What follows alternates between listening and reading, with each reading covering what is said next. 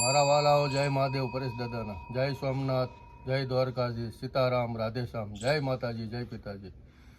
મારા વાલાઓ, હું આજે તમને એક અદ્ભુત મેલડીમાના દર્શન કરાવું છું, જે બે મુખ છે.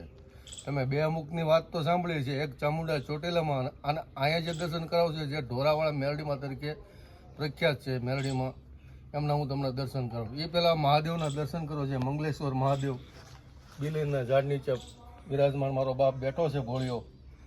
મેં કીધું વિડીયોની શરૂઆત અહીંથી જ કરવી. તો હું અત્યારે બરવાળા નજીક જે ઢોરાવાળા મંગળપુર ધામ કહેવાય ત્યાં પધાર્યો છું, અને ત્યાં તમને હવે મેલડીમાના દર્શન કરાવું છે. બે મુખ છે ઢોરાવાળા મેલડીમાના. જય મેલડી. ચાલો તમને.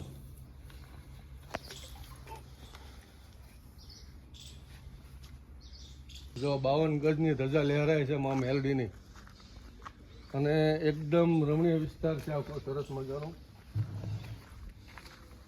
ચાલો હું તમને મંદિર નજીકથી દર્શન કરાવું.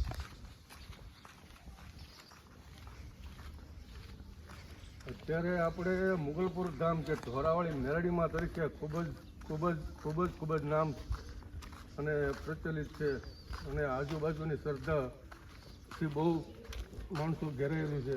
તેવામાં ઢોરાવાળી મેલડીના દર્શન કરાવું. જો આ બાજુ બાળકો માટેનું બહુ સરસ મજાનું છે, ને ઓલો શેડ બનાવ્યો છે, ત્યાં તાવા ને બધું પ્રસાદ ને બધું લઈએ છે. હવે બૂટ ચપ્પલ આપણે ઉતારી નાખીએ.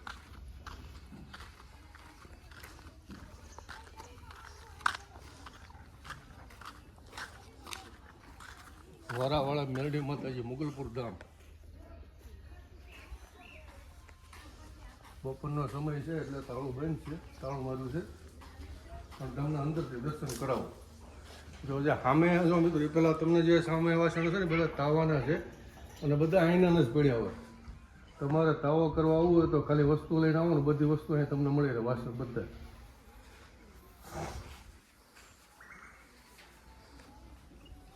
જય મુગલપુર હોય.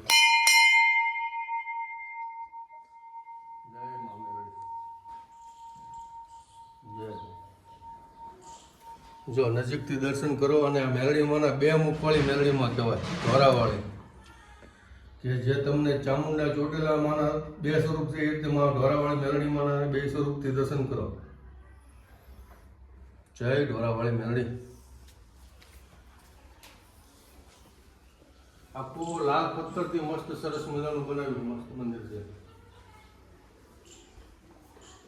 અને અહીંયા અગરબત્તી ને બધું જે પણ અંદર ન થાય બધું અહીં થઈ જાય છે.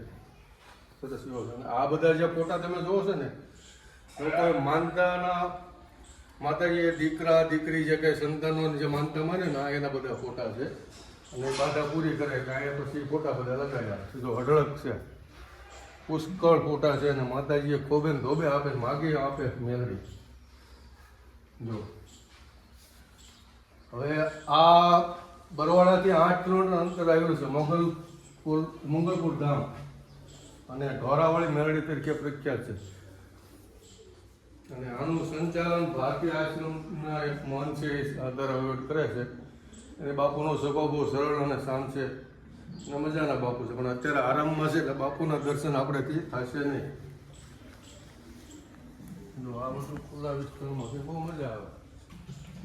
પિકનિક અને માતાજીના દર્શન થઈ ગયું છે. તો મારા વાલાઓ, તમને દર્શન કરવાની ખૂબ મજા આવી છે. તો પરેશ દાદાના જય મહાદેવ, સીતારામ, રાધેશ્યામ, જય શ્રી કૃષ્ણ, જય મહા મેલડી.